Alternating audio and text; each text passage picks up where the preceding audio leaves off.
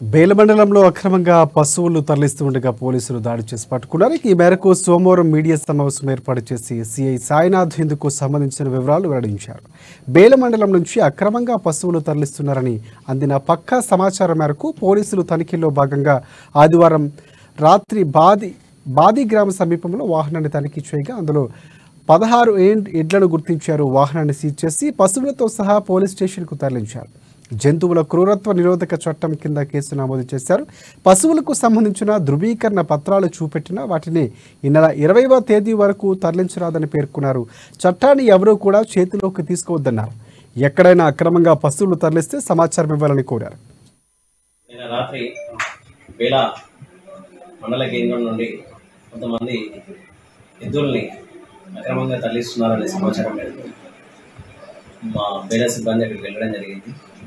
సుమారు 16 ఎద్దుల్ని పోలీస్ స్టేషన్కి తీసుకోవడం జరిగింది.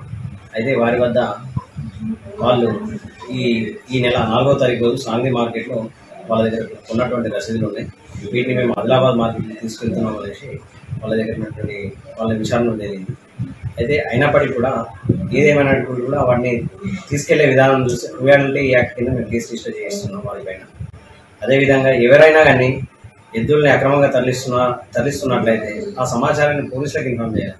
అంతేగాని చట్టాన్ని చేతిలో తీసుకొని వాళ్ళు ఆపడం కానీ ఇట్లాంటివి చేసి మాత్రం వారిపైన కూడా కేసు నమోదు చేయడం జరుగుతుంది. కాబట్టి రైతులు కూడా మీరు దృష్టిలో పెట్టుకోవాలి. బక్రీద్ ఉన్నది కాబట్టి ఎక్కువ మొత్తంలో వెహికల్లలో వాటిని పరిమితికి మించి వాటిని ట్రాన్స్పోర్ట్ చేస్తే వారిపైన కూడా కేసులు నమోదు చేయడం జరుగుతుంది.